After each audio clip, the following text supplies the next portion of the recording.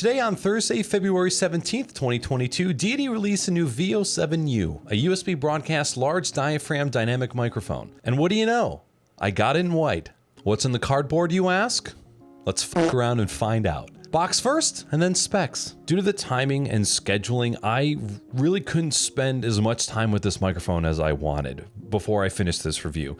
So I only had 2 full days of using it and testing it, and this video is going to be more of an overview than a review. I don't think I can give solid opinions or perspective in just 2 days. So when you're considering the results of this video, please keep that in mind. Speaking of your mind, shut your mouth and listen to this next sentence. Absorb it. This mic was sent out to me for some testing, review, and the assumption that I would make some content about it. So there's no script, there's no talking points, no payment, no commission, and there's no proofing of this video before I posted it. This particular mic kit, which came with a boom arm, is $199. However, the mic is sold on its own for $169. So with that in mind, let's tear this open.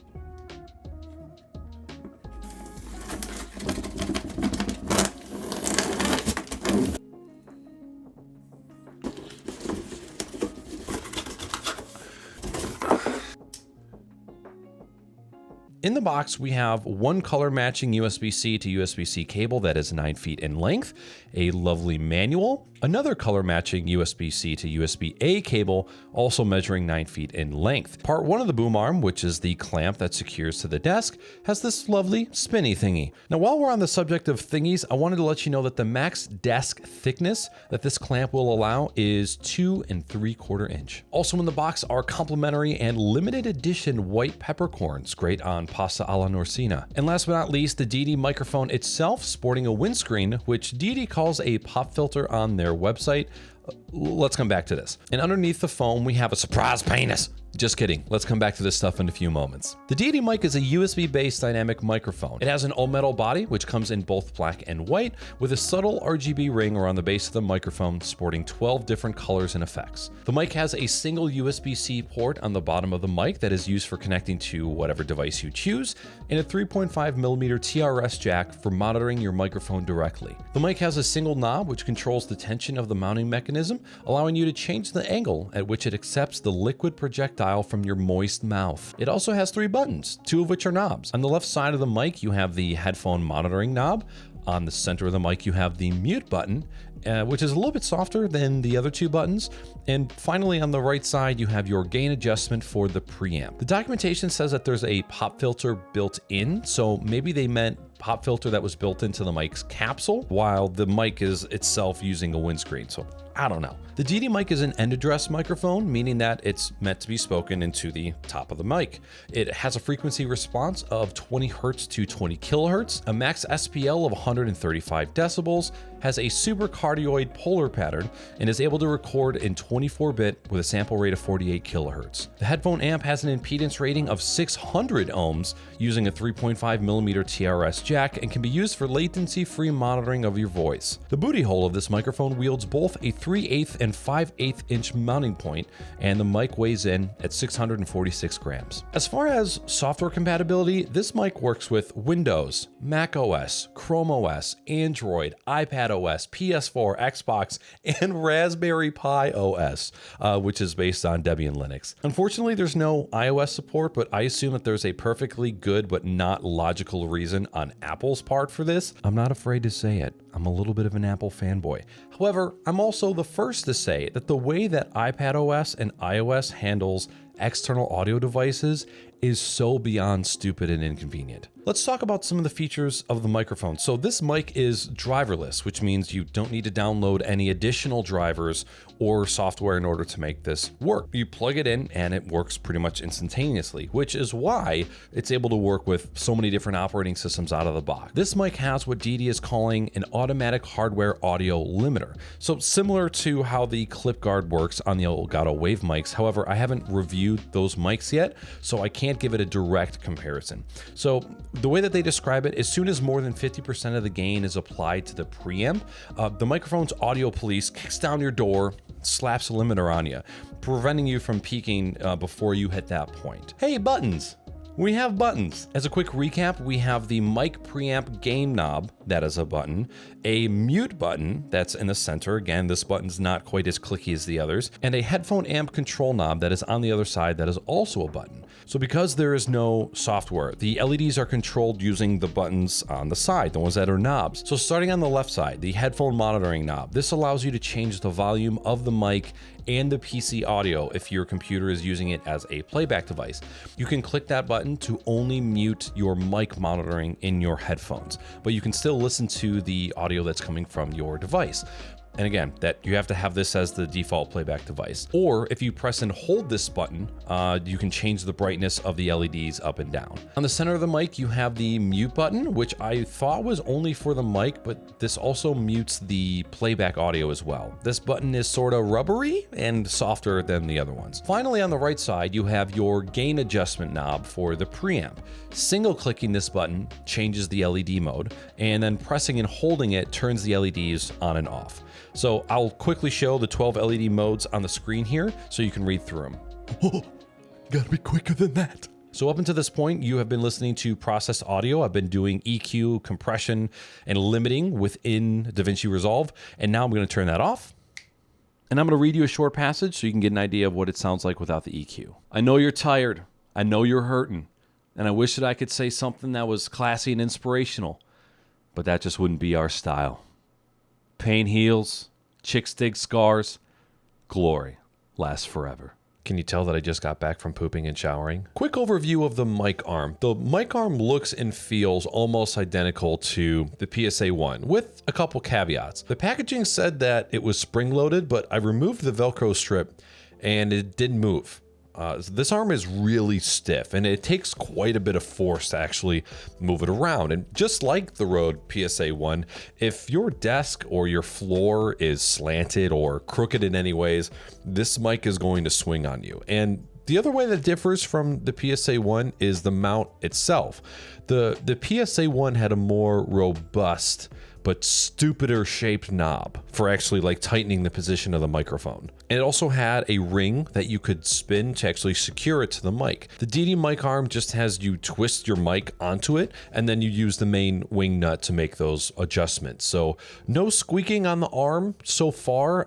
One of my other kind of gripes, which is gripes with most arms, is the clamp itself is not detachable. So if your desk is up against a wall and you can't fit the mic arm clamp behind, you're not gonna be able to use it, or else you gotta use it on the front of your desk. Do you any clamps that come apart in two pieces and let you secure them behind the desk? You're the GOAT. Okay, so what do I like about the mic? I think the mic looks and feels pretty good. There's an all metal body, it feels sturdy, the buttons and the knobs feel good, so I don't really have any complaints there. I think the mic sounds great, both raw and processed. When I played back my audio for the first time on my speakers, which I have a pair of iLouds connected to this Mac Mini, I was really impressed with the sound.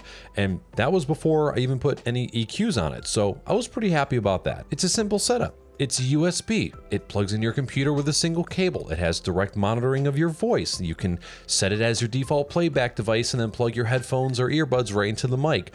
As a portable or like a multi-PC microphone, that's pretty awesome. And plus, having a headphone amp that can power my DT990s that are 600 ohm impedance, that's pretty cool too. So this capsule does really well with plosives, in my opinion, and that's using the included windscreen and the built-in pop filter. I wonder what it sounds without it. I'll do far away first. Where are you? And I'm so sorry. I cannot sleep. I cannot dream tonight. I need somebody in always. I cut spiders open and eat their insides. Where are you? And I'm so sorry. I cannot sleep. I cannot dream tonight. Would you mind coming to my house on Perry Street and picking up some of my pickles that were being pickled in my fridge? And this is if I was going to be speaking straight into it. If I was just going to have you come over because I live on Parker Street so you can come pick up the pickles that I'm storing in my pantry. All right, I don't know how that sounds like yet, so I'm going to put this back on. I could have been monitoring my voice to hear it, but we're past that now. By the way, now that we're talking about it, I remember earlier in the video I wasn't sure what the website meant about having a built-in pop filter. I took a look really close underneath the metal grate, and there seems to be a foam material underneath. So that's what I'm assuming that they meant by the built-in pop filter, with this included being a windscreen. Next, I like having hardware buttons, and I know that I might be on the wrong side of the fence on this one. Being able to make changes on the go without having to dabble in software, especially when you're live, is pretty dope. By the way, how does it handle grabbage? If I wasn't moving and I wanted to press the mute button.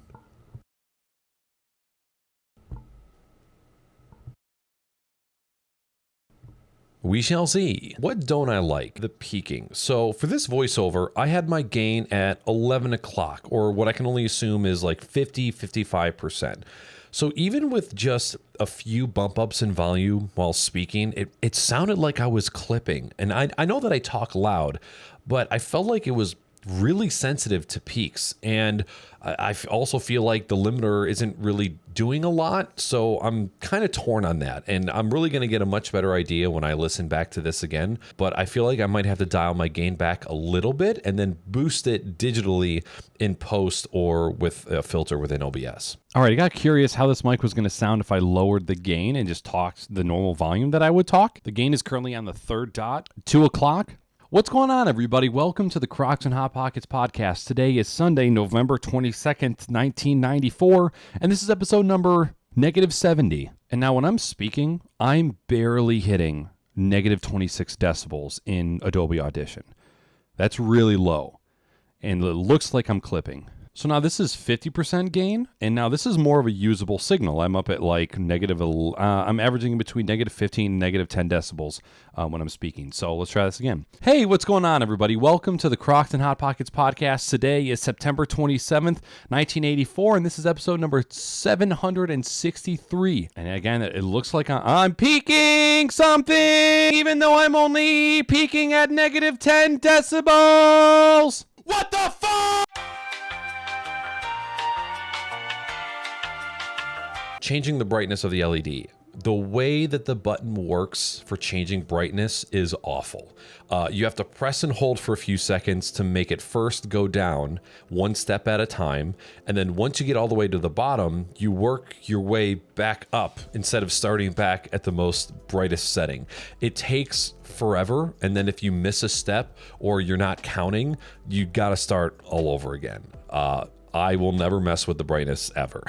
Because this mic has no drivers or no accompanying software, there's no submixing or mixer. You know, you can adjust your mic monitoring on the mic itself, and then you can control your audio of the PC on the computer, which sort of kind of defeats the purpose. So if the media that you're listening to is too quiet and you go to turn it up on your mic, you're also going to be turning up how much of your own microphone that you're monitoring. So your room noise is going to raise along with the PC sound going up. I'm willing to admit I could be doing something wrong with this, but that kind of functionality isn't really smooth. The mic arm is pretty meh. It's a kit arm. It's not meant to blow your mind. It's not meant to rival the competition. It's meant to be sufficient for someone who needs an all-in-one solution. The Rode PSA-1 is quite a mediocre boom arm, and I don't recommend it to anybody anymore. So if this were sold by itself, I most likely wouldn't recommend it either. It being, you know, kind of just feeling. It's super stiff and hard to move around. You know, the mounting mechanism for the mic isn't all that great. I don't know. Things to be aware of that aren't necessarily good or bad. Knob lag. So when you're adjusting the levels for mic gain and the headphone monitoring, the adjustments aren't in real time. There's like a 100 to a 150 millisecond delay. You make the change and then you hear the change a little bit later. It's a little bit jarring, and if you make quick adjustments, you can kind of scare yourself because you don't realize how much you're adjusting, and then things get really loud. So that's kind of like, eh. So the button on the front of the microphone that mutes, it mutes both the microphone and the sound from the computer. I feel like there's a good reason for this. I can't really figure it out. So I guess if somebody walks into the room and starts talking to you, you can mute both your microphone and the playback device at the same time. But I don't know, that seems kind of odd to me. The mic joint knob. So you can unscrew this all the way in order to adjust the angle of the mic, which I like.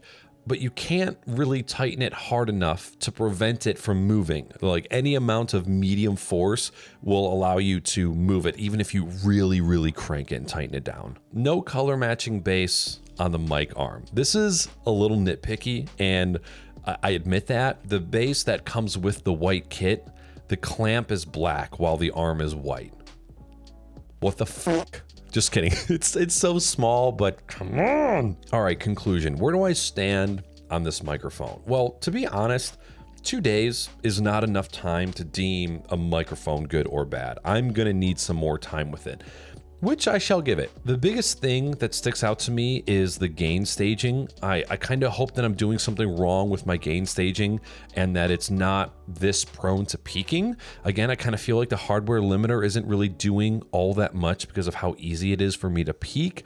The microphone and the arm, it makes an okay kit for somebody who's just starting out, who doesn't necessarily care about software mixing yet. This could be an okay option. However, this is one of the few USB dynamic microphones on the market right now.